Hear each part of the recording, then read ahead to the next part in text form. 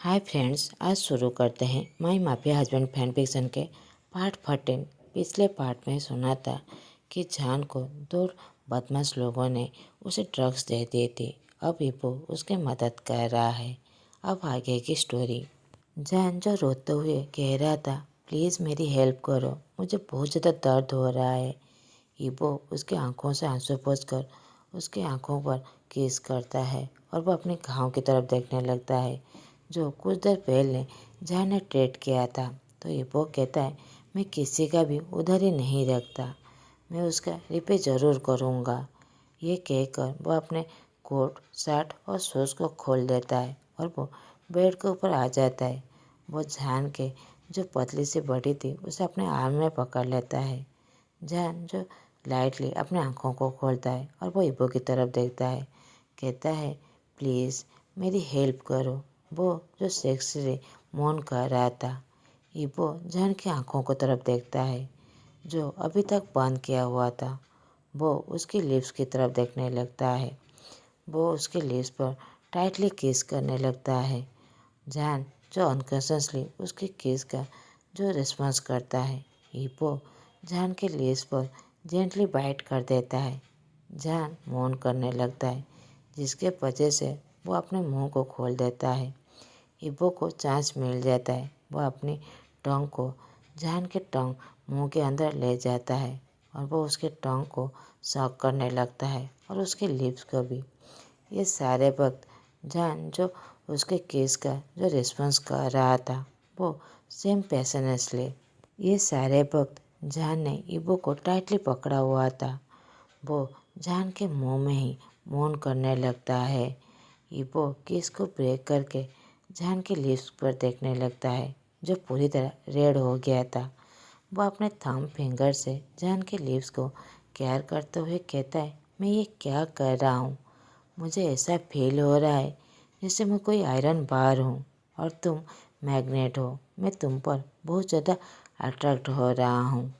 वो ये कहकर जान के लिप्स को फिर से किस करता है और वो नीचे की तरफ देखने लगता है और वो जान के निपुल पर पिंच करता है।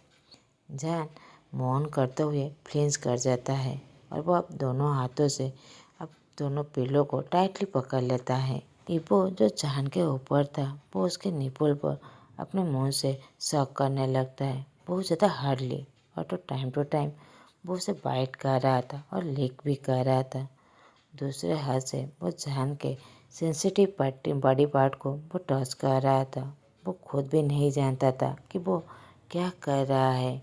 जान जो इस सारे वक्त रुको, नहीं नहीं, बस यहीं कह रहा था, मगर वो इबो को फोर्सफुली स्टॉप कर भी नहीं कर रहा था। वो इस सारे वक्त इबो के टच पर एंजॉय करते हुए मौन कर रहा था। इबो भी उसके मौन पर बहुत ज़्यादा एंजॉय कर रहा था।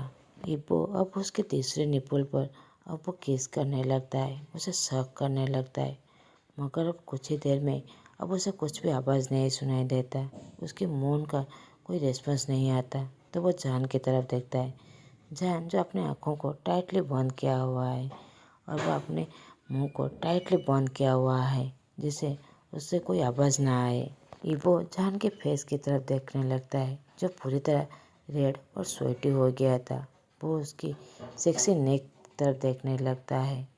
उसकी सारी चीज़ इबो को बहुत ज़्यादा अराउज कर रहा था। वो लस्टफुल नज़र से उसे देखने लगता है। ये चीज़ इबो के लिए पहली बार था जब वो किसी के लिए इतना ज़्यादा अराउज हो रहा है, वो भी उसका सेक्सी फिगर देखकर। तो इबो जान के मुँह से हाथ निकालते हुए कहता है, तुम क्यों रुक गए? तुम मौन करो। तुम कितने ज़्यादा स्टबर्न हो। मैं तुम्हें मौन करते हुए सुनना चाहता हूँ। वो जान के पैंट को और इनरवेयर को खोलने लगता है। जान पूरी तरह हार्ड हो गया था। तो इबो उसके सेंसिटिव पार्ट को टच करने लगता है। तो जान जोर से मौन करने लगता है। अब इबो पूरी तरह सेटिस्फाई था। इबो कहता है, इबो वांग इबो, मेरा नाम बोलो। इबो कहता है, मुझे पता है तुम क्या चाहते हो, मगर मैं तब करूँगा अगर तुम मेरा नाम लोगे। जान की बॉडी जो पूरी तरह ट्रेम्बल कर रहा था, तब वो इबो का नाम लेते हुए अब मौन करने लगता है। तब इबो पूरी तरह सेटिस्फाई था तो वो उसे किस करने लगता है।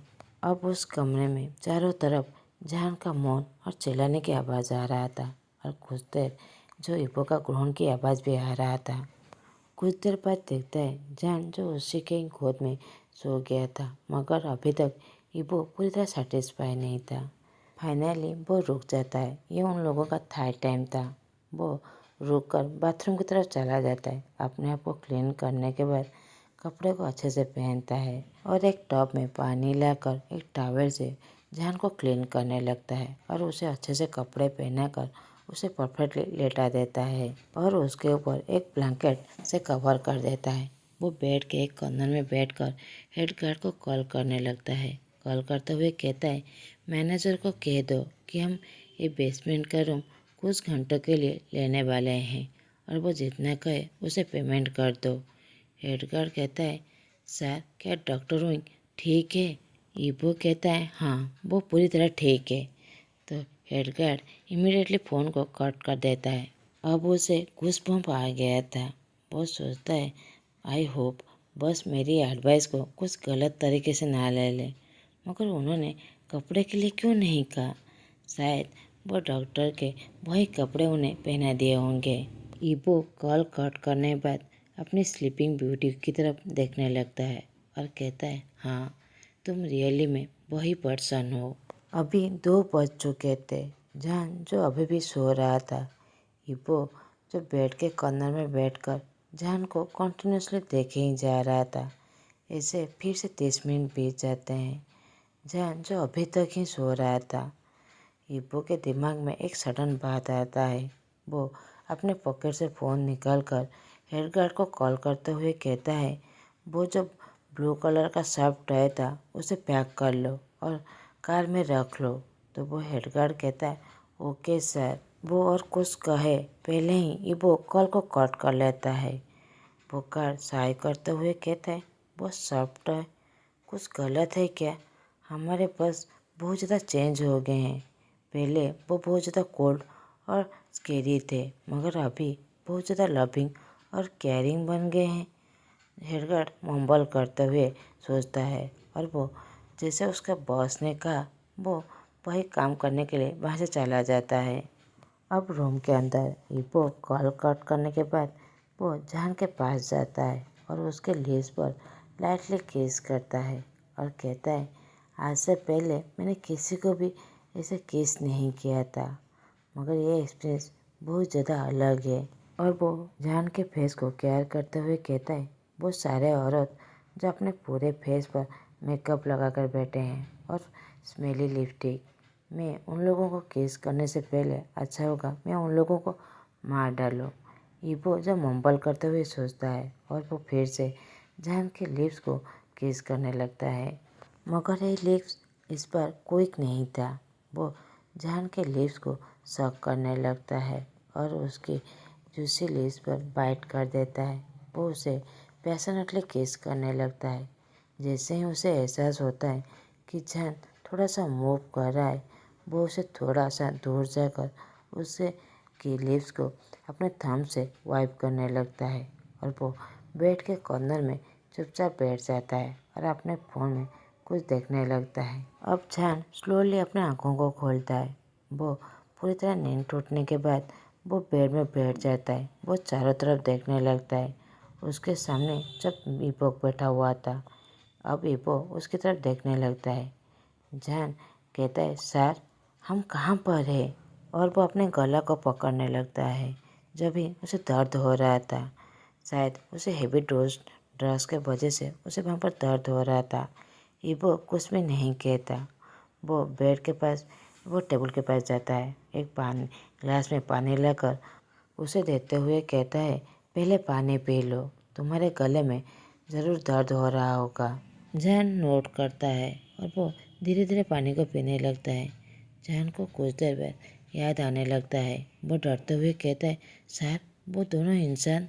जान और कुछ कहे उससे पहले इबो उसके बात को काटते हुए कहता है, वो लोग चोर थे, पुलिस ने उन्हें पकड़ लिया है। उन लोगों ने तुम्हें सर पर हिट किया था, इसी वजह से तुम बेहोश हो गए थे। हम लोग मॉल के बेसमेंट के अंदर है। तुम सो रहे थे इसलिए हमने सोचा कुछ देर वेट करते हैं। वैसे वो लोग तुम्हें हिट करने से पहले क्या कह रहे थे? और वो अपने मन में सोचता है, मुझे लगता है उन लोगों ने तुम्हें ड्रग्स दिया था, शायद तुम सब कुछ भूल चुके होगे। जान जो कुछ भी नहीं कहता वो इबो को कॉन्फ्यूजन से देखने लगता है। कुछ सेकंड बाद उसे समझ आ जाता है वो सारे सिचुएशन को, और वो सर को झुकाते हुए कहता है, उन लोगों ने कहा वो मुझे टेस्ट करना चाहते हैं। इबो ये बात सुनकर अपनी मुट्ठी को टाइट कर लेता है। वो गुस्से से उसकी आइज पूरी तरह रेड हो गया था, मगर वो अपने गुस्से को कंट्रोल करने की कोशिश करता है और कहता है, डोंट वरी, वो लोग अपना पनिशमेंट ज़रूर मिल चुका होगा। इबो ये बात बहुत ज़्यादा डार्कली और स्मिक करते हुए कहता है। जान ने जो इबो के ऐसे एक्सप्रेशन को नहीं देखा था, वो दूसरे किस बारे में जो सोच रहा था, कहता है, मैं बहुत ज़्यादा वरीड फील कर रहा हूँ, नहीं जैसे मैं फ्रेश फील कर रहा हूँ। वो ये कहकर वो अपने पूरे बॉडी में ब्लैंकेट कवर लगा लेता है। अब वो बेड से खड़ा होकर कहता है, क्या मतलब तुम्हारा वरीड? हाँ, तुम अभी बेहोश हो गए थे, तुम्हारे गले में दर्द हो रहा है, अब टाइम को वेस्ट मत करो, चलो। ये कहकर वो जान को खड़े होने के लिए कहता है। जान अपोलॉजी करते हुए कहता है, सॉरी सर, मैं आपके टाइम को वेस्ट कर दिया। और वो बेड से खड़े होने की कोशिश करता है। वो देखता है उसका शर्ट जो शोल्डर के नीचे की तरफ जा रहा था, उसकी शोल्डर जो नेकेड था, तो सडनली जान अपने शर्ट को फेस करने लगता है और अपने बॉडी को कवर करने की कोशिश कर रहा था। ये बहुत चकस करते हुए कहता है, इसकी कोई ज़रूरत नहीं है, मैंने ऑलरेडी सब कुछ देख चुका हूँ। इबो ये कहकर वो डेर के पास चला जाता है और वो पीछे की तरफ देखता है कि अब इसने क्या कह दिया। जान जो अपने ड्रेस को फिक्स करने में बिजी था, वो उसी पर स्टॉप हो जाता है। उसका फेस पूरी तरह रेड हो गया था। वो कहता है, क्या मतलब है सर आपका सब कुछ? इबो अब जान की तरफ नहीं देखता। वो जान को बैक करके खड़ा हो जाता है और वो सोचने लगता है कोई सॉलिड रीज़न जो वो उसे एक्सप्लेन दे। कुछ देर बाद वो उसकी तरफ टर्न होकर स्मिल करते हुए कहता है, वेल, हम दोनों ही मैन हैं, ओबियसली मेरे पास जो है वो तुम्हारे पास भी है। इनडायरेक्टली मैंने खुद को देख लिया तो मैं तुम्हें देख लिया। और वेट, क्या तुम्हारे पास कुछ अलग है मुझसे अलग? इबो जो उसे टीज करके कह रहा था। अब जान का फेस एम्बेरसमेंट के वजह से पूरी तरह रेड हो गया था। अब उसके पास कुछ भी बोलने के लिए नहीं था। वो कुछ रिएक्ट करे उससे पहले ही इबो बड़ी जोर से हंसने लगता है और उस कमरे से बाहर की तरफ चला जाता है। जान कहता है, ई so seamless seamless seamless seamless, oh my god, मुझे नहीं पता था ये सीओ बस जोक करता रहता है। मेरा मतलब मैंने इंटरनेट और मैंने कहीं पर भी नहीं देखा उसे हंसते हुए। मैंने तो उसके इतने सारे पिक्चर्स देख लिया, उसमें भी उसने कभी भी नहीं हंसा था, मगर वो जैसे ही मेरे सामने आता है वो इस तरह क्यों हंसते रहता है? मैंने तो उसे उसके कार्ड के सामने भी हंसते हुए नहीं देखा है। कुछ देर रुकने बाद कहता है, ये मैं जब सो रहा था मुझे ऐसा लगा जैसे मुझे कोई केस कह रहा है, मगर वहाँ पर वांग इबो के अलावा वहाँ पर तो कोई भी नहीं था।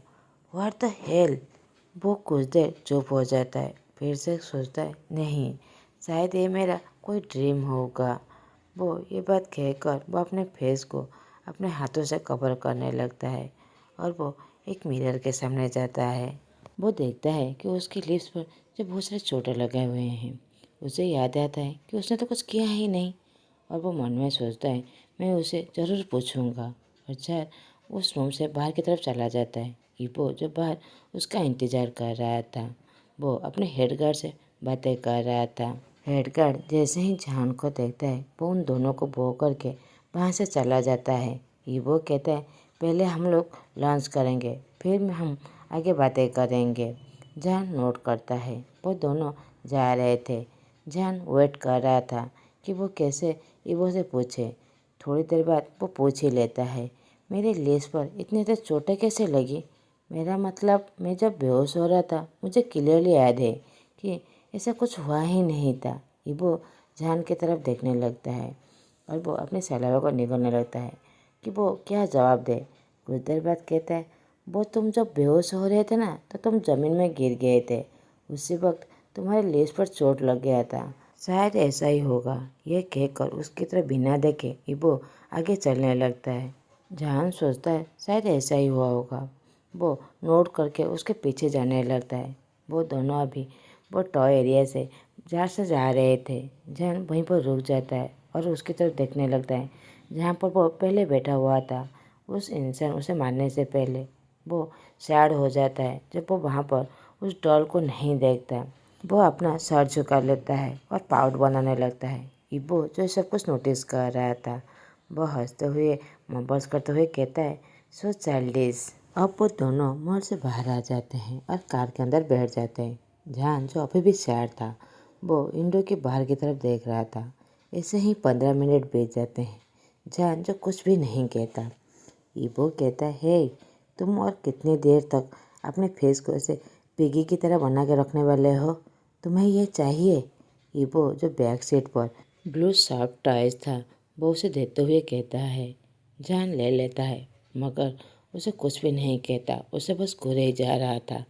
इबो जो एक्सपेक्ट कर रहा था कि जान उसे थैंक यू कहे मगर उसे थैंक यू क्या कहे, उसे ग्लेयर देने लगता है। इबो कहता है, क्या तुम्हें ये नहीं चाहिए? मगर तुम मॉल के अंदर इसे पकड़कर डांस कर रहे थे। जान कहता है, क्या तुमने कहा मेरा फेस एक पिगी की तरह दिखता है? वो ब्लू शर्ट टच को पूरा टाइटली गले लगा लेता है और पाउट करने लगता है। वो जो गुस्से से उसकी नोज जो थोड़ा थोड़ा सा रेड हो गया था। जान जो बहुत ज़्यादा क्यूट दिख रहा था। जान की ऐसी बातें सुनकर ये वो जान को डिसबिलीव की तरह देखने लगता है और कहता है, सीरियसली तुमने बस एक पिगी वर्ड ही सुना? तुमने ये देखा नहीं कि मैं तुम्हारे लिए ये खरीद के लाया हूँ? तुम बहुत ज़्यादा लकी हो। मैं आज तक कभी भी फ्री में किसी को भी ऐसा नहीं गिफ्ट नहीं देता मगर मैं इसे तुम्हारे लिए खरीद के लाया हूँ। जान पूरी तरह शॉक हो जाता है। वो इबो की तरफ देखता है और वो अपने सॉफ्टवेयर की तरफ। ऑफ कोर्स वो इबो की बातों पर पूरी तरह भरोसा करता था क्योंकि उसने आर्टिकल में पढ़ा था कि वांग कॉर्पोरेशन का सीईओ बिना वजह कोई भी प्रॉफिट कम नहीं करता था और वो अपने रियल लाइफ में भी ऐसा ही है। वो सॉफ्टली मुस्कुराते हुए इबो की तरफ देखते हुए कहता है, थैंक यू सर। आज मैं बहुत ज़्यादा स्पेशल फील कर रहा हूँ इस गिफ्ट के वजह से क्योंकि इसकी 3 वजह है। पहला, मैं वो पहला इंसान हूँ जो से आप बिना प्रॉफिट के गिफ्ट दिए हो। दूसरा कि ये आपका पहला गिफ्ट है। तीसरा, ये मेरी लाइफ का पहला गिफ्ट है जो मुझे 14 साल में मिला है। वो उस टॉय को टाइटली पकड़कर मुस्कुराते हुए कहता है। इबो पहले मुस्कुराता है, वो फिर से शॉक हो जाता है और कहता है, क्या क्या मतलब है तुम्हारा कि 14 साल बाद ये तुम्हारा पहला गिफ्ट है? जहान कहता है, सर मैं जब 6 साल का था तब मैं यूएसए आ गया था। यहाँ पर मैं अकेला आंटी यू के साथ रहता हूँ। हर बर्थडे और फेस्टिवल में वो अकेले थे जो मुझे गिफ्ट देते थे। ये मेरी लाइफ में पहली बार है कि मैं दूसरे से एक गिफ्ट ले रहा हूँ। Thank you so much sir. वो बहुत ज़्यादा खुश था। इबो कहता है, क्या कोई तुम्हारा फैमिली नहीं है? तुम्हारे पेरेंट्स या फिर तुम्हारे कोई दोस्त नहीं है? अब जान बहुत ज़्यादा सैड हो जाता है और वो सैडली मुस्कुराते हुए इबो की तरफ देखते हुए कहता है, मेरे पापा हैं जो चाइना में रहते हैं। मुझे यहाँ पर पढ़ाई के लिए यहाँ पर भेज दिए थे। रहा सवाल मेरे दोस्तों का, मेरा कोई भी दोस्त नहीं है। जब मैं जूनियर क्लास में था तो कोई भी मेरा दोस्त नहीं था। वो सब कहते थे कि मैं एक बैड बॉय हूँ और वो मुझे बुली करते थे। और हाई स्कूल में सभी मुझसे दौड़ के भाग जाते थे। वो सभी मुझे ग्लासी कहते थे क्योंकि मैं ग्लास पहनता था। उसके बाद मैं किसी को अप्रोच ही नहीं किया। जब मैं वांग हॉस्पिटल में आया तो मेरा एक ही दोस्त मिला जो युबिन है, जो बस 2 महीने पहले ही हम दोनों दोस्त बने हैं। इबो कहता है, और तुम्हारे मामा? जहान कहता है, सर मेरे मामा मुझे जन्म देते ही उनका देहांत हो गया था। और वो अपने टॉय की तरफ देखते हुए कहता है, सर आपने कहा कि मैं जब इसे देखा था मैं उसके साथ डांस कर रहा था। एक्चुअली मेरे मामा जब प्रेग्नेंट थे तो वो मेरे लिए बहुत सारे डॉल खरीद के लाए थे और बहुत सारे सॉफ्ट टॉय भी। वो सोचते थे कि मैं कोई बेबी गर्ल होऊंगा, मगर उनके डेथ के बाद जब मैं 5 साल का था तो मुझे स्टोर रूम से एक सॉफ्ट टॉय मिला था जो एग्जैक्टली इसकी तरह ही दिखता था। वो मेरी मामा का जो लास्ट गिफ्ट था, मगर जब मैं यूएस वापस आ रहा था मैं उसे लाना ही भूल गया था। मगर जैसे ही मैंने उसे मॉल में देखा तो मैं बहुत ज़्यादा खुश हो गया। ऐसा लगा जैसे मेरे मामा मेरे साथ है। वो उस टॉय को टाइटली गले लगाते हुए अब रोने लगा था। अभी वो भी सैड हो जाता है। वो अपने पॉकेट से एक हैंकी लेकर जान को देखता है। जान अपने फेस को वाइप करते हुए कहता है, मैं आपको इसे कल रिटर्न कर दूंगा। इबो कहता है, कोई ज़रूरत नहीं है रिटर्न करने के लिए, तुम रख सकते हो। जान हंसते हुए कहता है, ओह तो फिर आपका दूसरा गिफ्ट है। इबो कुछ भी नहीं कहता। वो जान की तरफ देखने लगता है जो वो बहुत ज़्यादा खुश था और उस टॉय के साथ खेलने में बहुत ज़्यादा बिजी था। ड्राइवर कहता है, सर हम लोग पहुंच गए। आज का पार्ट मैं यहीं पर ही ख़त्म करता हूँ। आप लोगों को मेरा एक्सप्लेनेशन अच्छा लगे तो प्लीज़ लाइक, कमेंट और सब्सक्राइब कर दीजिएगा। Thanks for watching.